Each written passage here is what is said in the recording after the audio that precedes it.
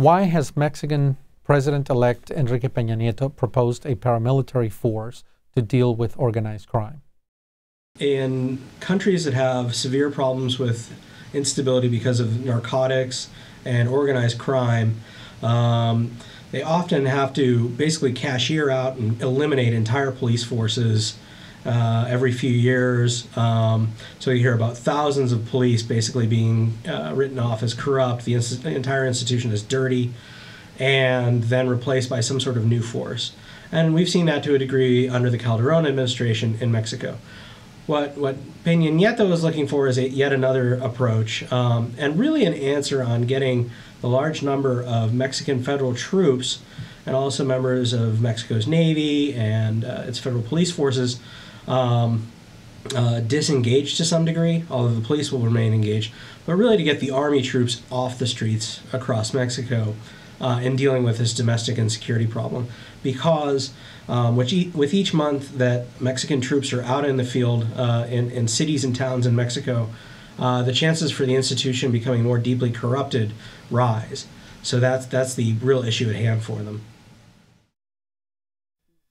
The proposal comes from two sources. One is public outcry from the previous use of the Mexican Army and the Navy to combat the cartels throughout Mexico, and there's been some allegations of human rights abuses. So many in the public sector have asked that the military be brought back in to its barracks. And then along with that, President-elect Peña Nieto hired former Colombian General Naranjo to come into Mexico to be his advisor on counter-drug policy. It's my understanding that General Naranjo himself is the person who suggested the establishment of a paramilitary force or a National Guard. So there's some disconnect or irony in the whole thing because Peña Nieto has said that he wants to take the military and put them back into the barracks, but at the same time he wants to retool, rename the same kind of force, a paramilitary force. There's a lot of questions about how that force would be structured and what chain of command it would fall under. So the Constitution does allow for the establishment of a National Guard, and like in the United States, that National Guard is supposed to be subordinate to the state governors. So there are questions about that chain of command. Will they, if first of all it is formed, will they be subordinate to the governors or will they be subordinate to the military? If General Naranjo has some influence, you would probably see a similar structure as what's seen in Colombia. And in Colombia, the national police and the military both fall under the Ministry of Defense.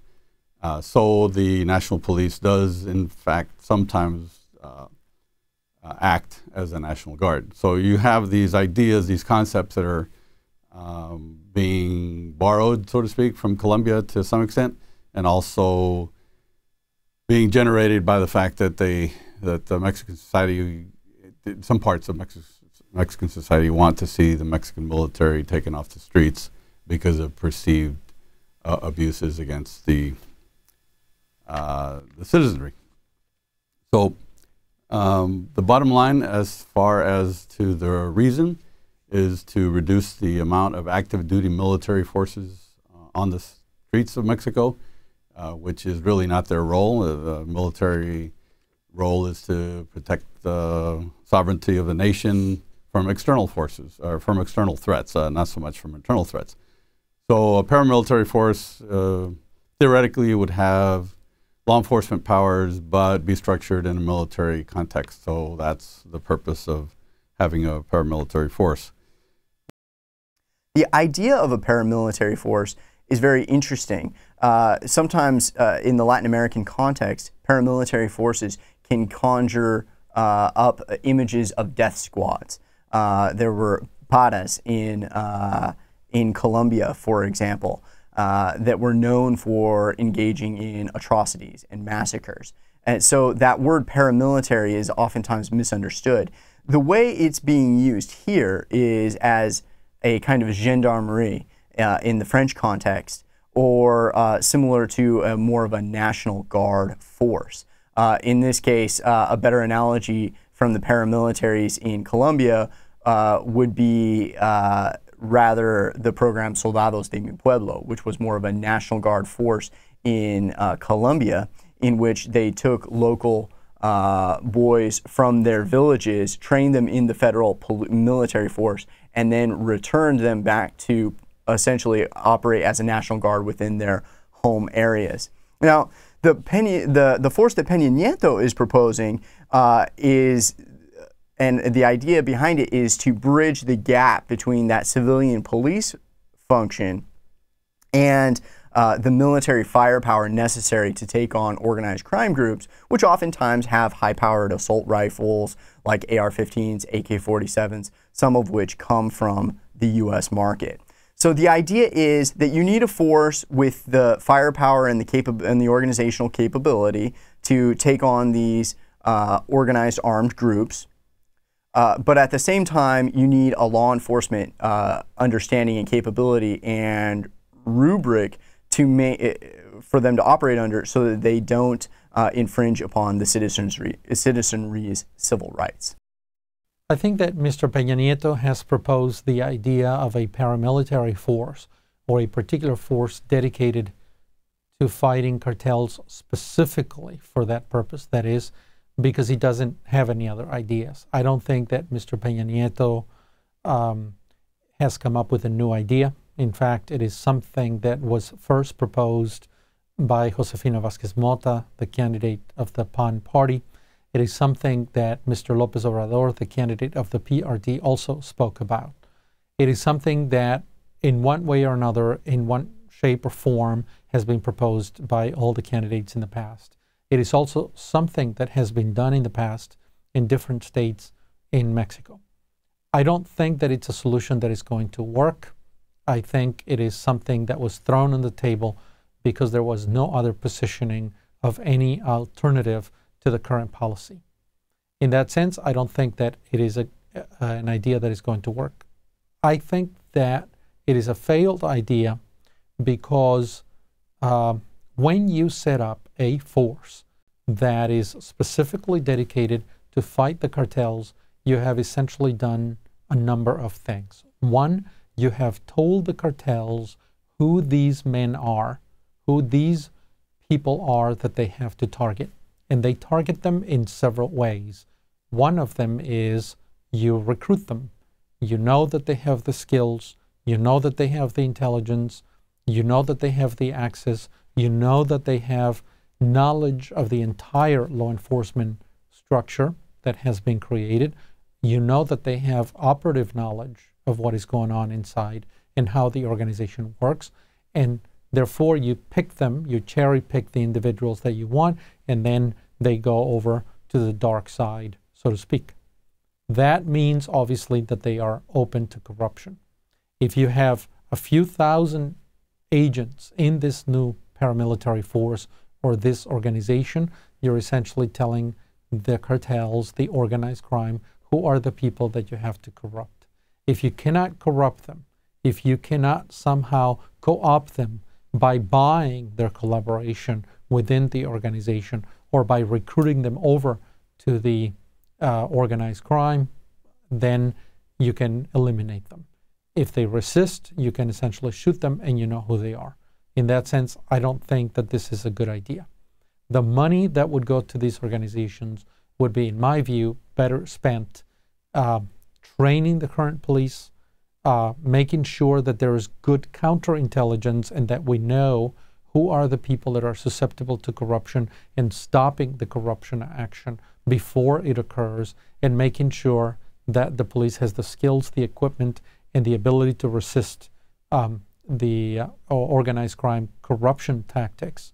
In that sense, I think that it is money better spent. It is resources that could go otherwise to strengthen the administration of justice system, which is not just the police. You could invest some of that money also in protecting judges, in making the court system more transparent, and in working in general to strengthen the administration of justice system.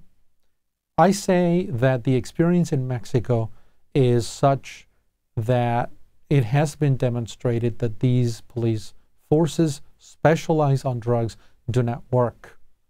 They have existed at the federal level, but the most egregious example of their vulnerability to corruption, co-optation, and outright elimination has been at the state level.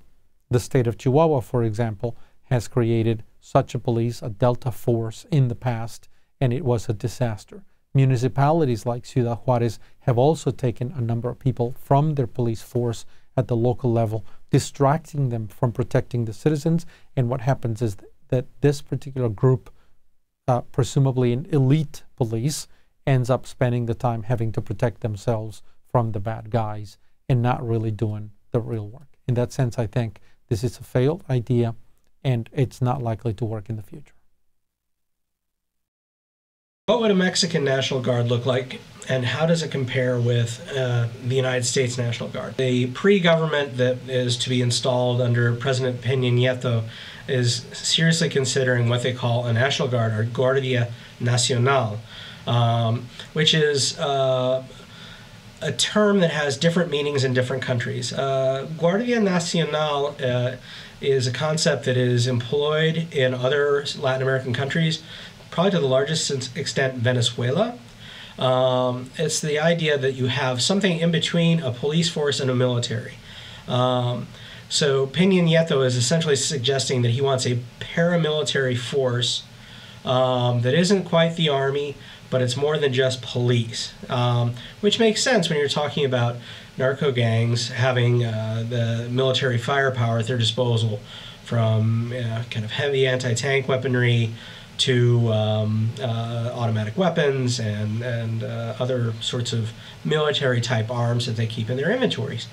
Now, the idea of a National Guard vis-a-vis the one we're used to in the United States, Mexico is looking for something very, very different. The U.S. National Guard in Texas is part of the United States National Guard system, which reports to a National Guard Bureau in Washington, D.C. But essentially the National Guard in the United States is drawn back to provisions in the Constitution on the right of states to maintain militias. And that's exactly what our National Guard in Texas is here. It's an auxiliary military establishment that is operated under the auspices of the state, but receives federal support and can be federalized for federal duties, such as engaging in peace operations or counterinsurgency operations in places like Iraq and Afghanistan. So Mexico is not trying to build this. Mexico is not trying to build a second army. There is a certain tradition in many countries. Saudi Arabia is one, where you have a Saudi land forces, and then you have a Saudi Arabian National Guard. One has more of an external face. The Saudi Arabian National Guard has a more internal face. The U.S. National Guard is very different. It really is a tool for the states. It's used in all sorts of domestic problems, everything from the LA riots going back 20 years all the way to natural disasters occurring even this summer. They're a tool for the governors to draw upon when things get bad. Mexico isn't suggesting necessarily that for its Guardia Nacional. It's looking for something that will enforce law to some degree, but have the muscle to fill a space in between what the army and the police can do. Will the paramilitary force be difficult to implement in Mexico? Yes, and the reason that it will be is because it's never been done before, even though the Constitution does allow for it. So there's going to have to be a lot of congressional debate about the structure and the chain of command and the mission and the roles, responsibilities, and duties of those people. That's just on the institution building side, and then when you get more boots on the ground, you have to consider where you're going to actually draw your forces from. Are they going to be former military? Are they going to be former police? And then the types of training that they're going to have to receive is going to dictate the size of the force and the mission of the force. So it will be difficult. It's not something that's going to happen overnight. And if it does happen overnight, then it's going to be kind of learn as you go sort of process. But to be fully effective, it's going to take several years from the time that they actually make the decision to establish a paramilitary force. Is the proposed paramilitary force likely to succeed in reducing drug violence in Mexico? Well, first, the paramilitary force is not a done deal. Peña Nieto has talked about it and how it would be used in very vague terms. So whether or not he is truly committed to establishing this new paramilitary force remains to be seen. And whether or not it will succeed depends heavily upon how it is used and how it is initially structured. In terms of how it's initially structured, it's going to need significant funding. He's talking about a 40,000 member force made up primarily of former soldiers. This is going to need significant early on institutional funding. It's also going to need significant vetting from the beginning. If it's corrupted from the beginning, it's going to be problematic throughout its tenure. So this will need an important vetting process that includes things like polygraphs, background checks, etc. They can't skimp on this. And it's not going to just start off at 40,000. It's obviously going to have to grow to that size.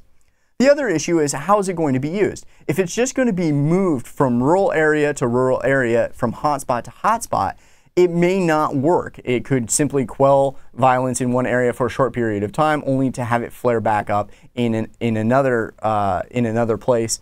And what the paramilitary force will find itself doing is simply being shifted throughout the country. Peña Nieto has mentioned that he is thinking of using this primarily in rural areas. So how it is used will be very important. Peña Nieto has talked about a shift from a counter-narcotics strategy to a counter-violence strategy, focusing on the violence that stems from the drug trade, as opposed to focusing on the trafficking itself. The idea is he'd focus on homicides, cases of extortion, and kidnapping. If it's used in this context, it could potentially help reduce violence in Mexico. Why is this paramilitary force idea a failed idea? This is a failed idea not only because you have essentially taken a group of people, separated them, and make them more vulnerable to corruption, co-optation, and potential elimination by these groups, but they tend to distract from the real business that has to be the task at hand for the Mexican government, and that is to reinforce the police system.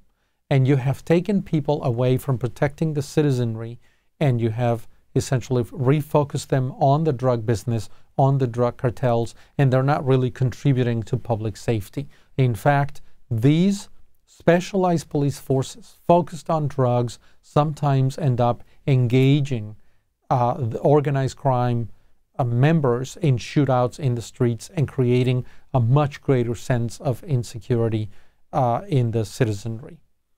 This police force often ends up having to spend a lot of its resources in protecting itself against corruption, co-optation, or outright aggression by organized crime.